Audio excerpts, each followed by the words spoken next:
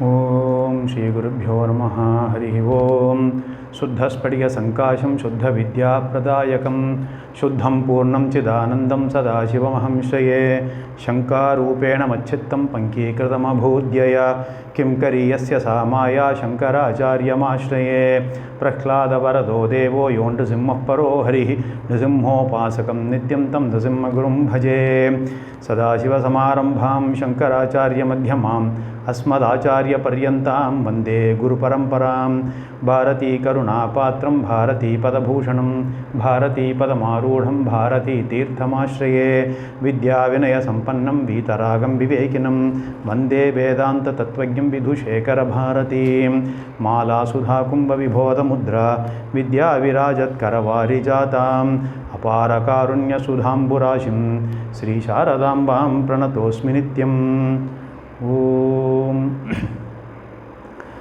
In this session, we will see Ashrama Vyavastha, scheme of Ashrama.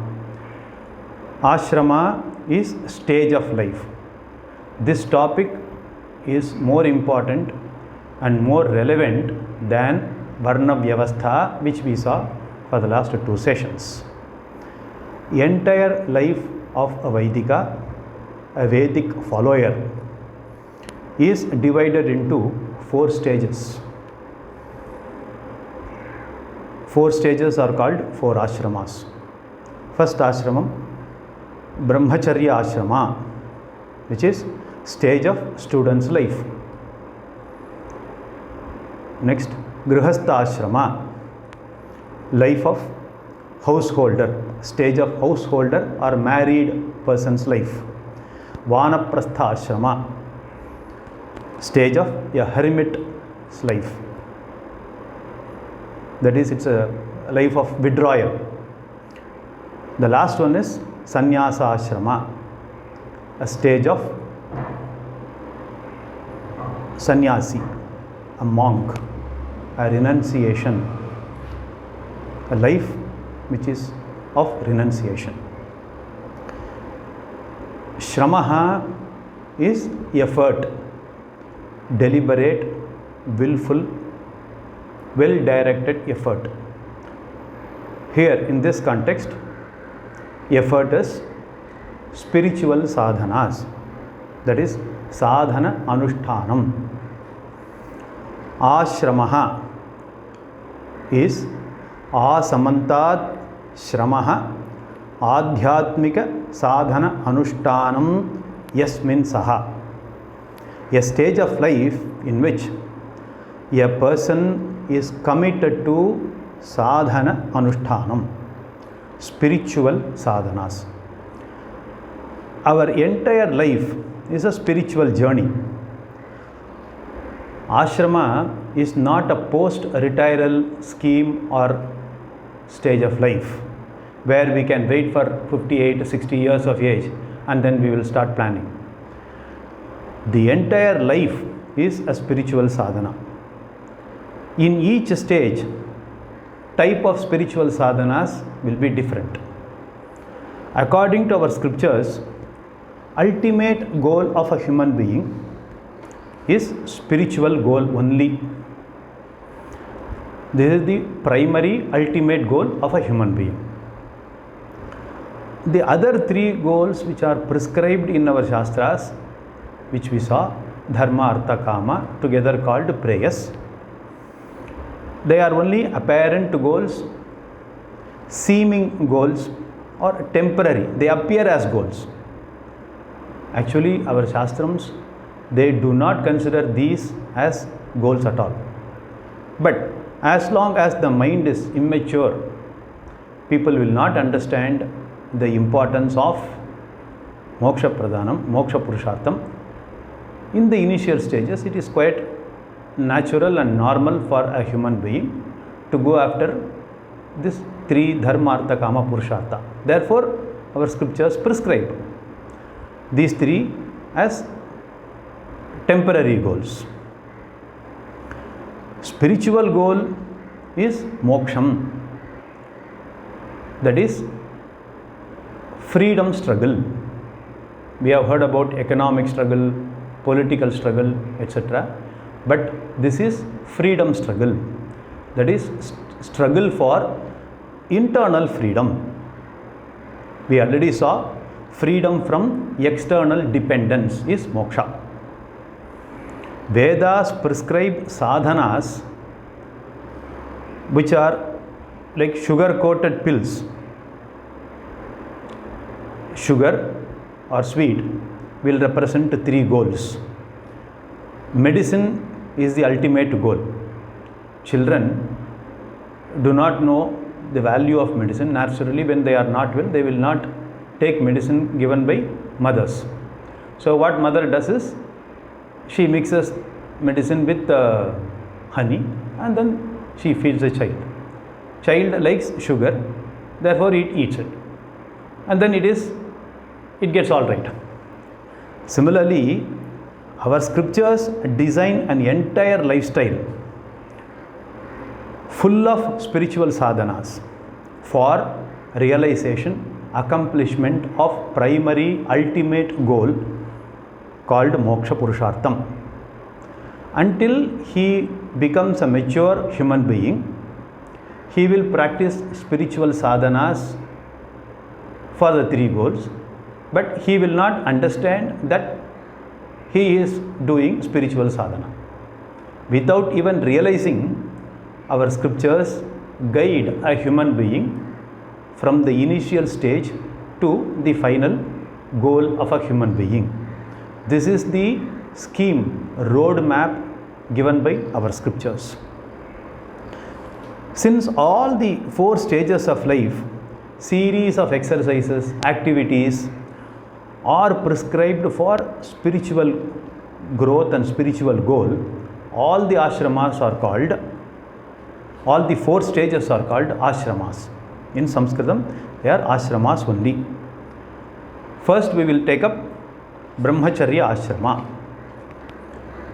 Brahmacharya Ashrama is a student's life committed to education. What is the purpose and content of education that we should know? Nowadays, education is merely learning certain professional skills for the purpose of earning money. It is merely to satisfy the Artha Kāma Purushartha of human beings. The current day education do not talk about anything more than money. Therefore, a person who goes through the initial stages of student life, learning the colleges, what he does is, he concentrates on the degree which will fetch him a job with maximum salary, with minimum work, or no work, still better. Some people prefer jobs with lesser direct income but more indirect income within inverted commas. So they have special status. These are the result of the entire education system is concentrating only on money aspect of it. But this is not prescribed by our scriptures. No doubt professional skills are required. It is prescribed by our shastras, because each person has to take up the job of Brahmana, Kshatriya. We have seen Kshatriya karma, Brahmana karma, Vaishya karma, Shudra karma, according to his likes and requirements. For that, he needs education, he needs knowledge. So professional skills are recognized, but they are not only one. This is only one aspect of the education. In fact, this is considered secondary by our scriptures. Unfortunately, this is the primary purpose of our education nowadays. According to our scriptures, the primary purpose of education is refinement of a person, character building of a person, transformation of a person, so that he will harmoniously integrate with the society to contribute to both individual as well as society's growth. It is a harmonious fitting into the society.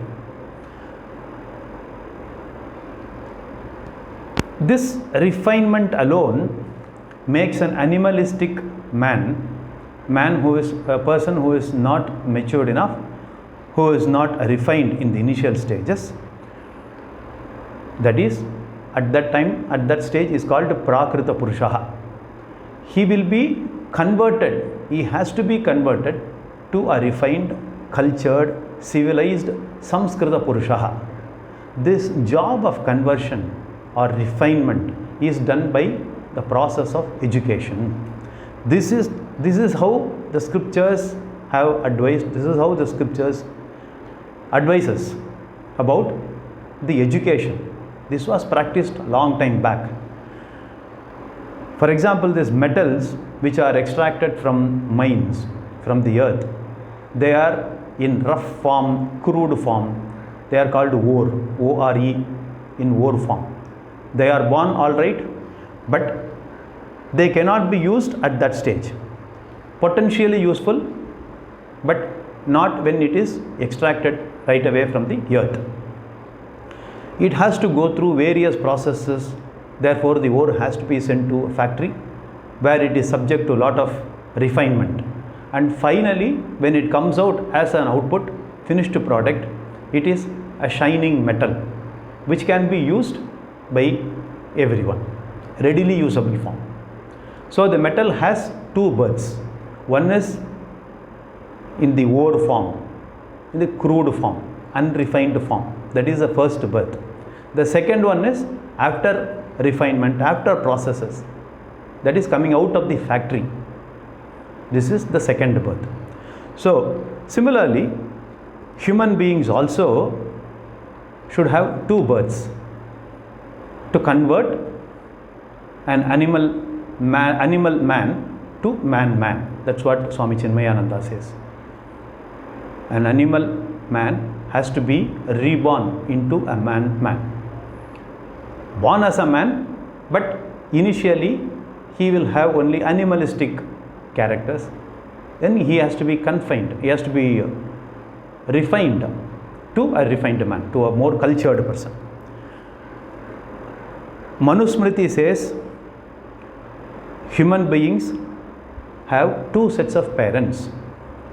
In the first stage, when I am born to my parents, biological parents, I will be unrefined. And then I have to be changed, I have to be refined, I have to go through the process of education in Gurukula Vasam to become a refined person. So the second set of parents is Acharya.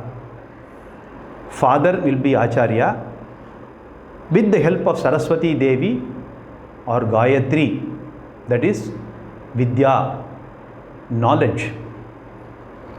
He is mother. As mother, this father takes the help of education as mother, and then he converts me from a raw, unrefined person to a mature, useful, civilized person. This is the objective of education. So current day education also should include scriptural studies along with normal professional skills also. Brahmachari is Brahmani Vede Charati. Here Brahma means Veda, scriptures. One who dwells upon Veda all the time. That is, he spends most of his time in scriptural studies, scriptural education. This is the life of a brahmachari, a student life. Then what type of education I should have for refinement of my personality? Scriptures prescribe a minimum 3 things. First and foremost is, I should clearly know what is the ultimate purpose, what is the ultimate goal of my entire life. In a football match between two teams, team A has 11 people. They are very good in dribbling the football, so they keep on passing the ball among themselves without allowing the ball to go to the other team, or they also don't score the goal also. They are very good in dribbling the ball. They can be compared to Brazilian footballers, so long as far as this dribbling skills are concerned. They play for 1.5 hours. All the players get exhausted, tired, but the result is they have not scored any goal. Now, what is the purpose of the entire football match, having spent so much of energy without striking a goal? It's of no use. Similarly, our life is also like a football match. We are dealing with many people, family, friends, money, government officers, lot of situations. We do transactions with many of them, but all through we should always remember our ultimate goal in life is moksha purushartham. That must always be kept in mind. Whatever activities I do, all those initial karmas or activities or jobs which I do should be directed towards accomplishment of this final, ultimate, primary goal of moksham. This should not be forgotten by anyone. So this is first point. The second is the role and importance of Ishvara worship. Everyone should understand this role of religious worship. This may be called rituals, but some people don't like the word ritual. The moment they hear ritual, they immediately say that no, I am not ritualistic, I don't like rituals, I am evolved person and all those.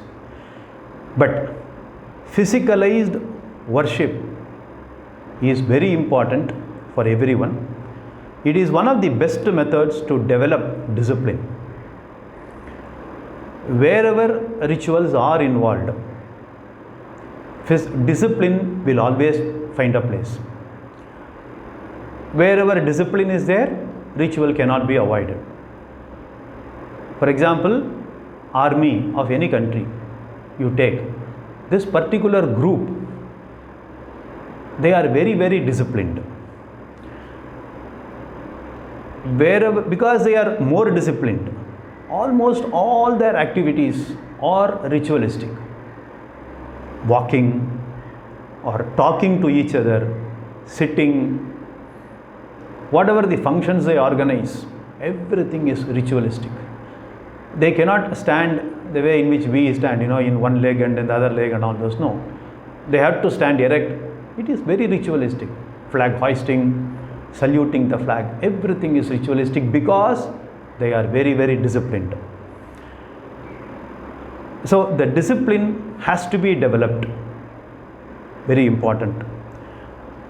Then developing dynamism in life, because laziness is most natural thing for our physical body. To drive away this laziness, we need to develop physical routines. Like for example, getting up early in the morning and then taking bath, go to temple, do some pradakshinam, sashtanga namaskaram, do surya namaskaram in temple or at home, etc. Here physical activities are involved, at the same time devotion to Lord is also there. So we get two benefits by one activity. If we do not have the habit of doing pradakshinam in temples, we will land up walking on a beach or walking on the side roads or go to gym, do some exercise. Some way this physical activities is very important. Ultimately, devotion to Lord can only be developed by physicalized expression. Since devotion is inner mental form, like any other emotions. anger, or even loving somebody, we have to express our emotion, which is internal, which is mental. How do you do that? Either by verbalized form of expression, say I love you and all those, or buy some gift and then give it to other people. So this is physicalized form of expressing my love and affection to somebody. Similarly, people have to develop devotion to Lord. This devotion, because it is emotional, we have to express our devotion to Lord. Although Lord is omnipresent, omnipotent, He knows whether we have devotion or not. It is for us to express our devotion to Lord by way of physicalized expression, doing puja, doing namaskarams, etc. Or verbalized form of expression, chanting stotram, slokams, etc. This expression of devotion will also nourish my emotion, my devotion to Lord. Not only expressing my devotion, but also it will help nourishing my devotion to Lord. Whenever I do puja, I express my devotion to Lord and also nourish my devotion.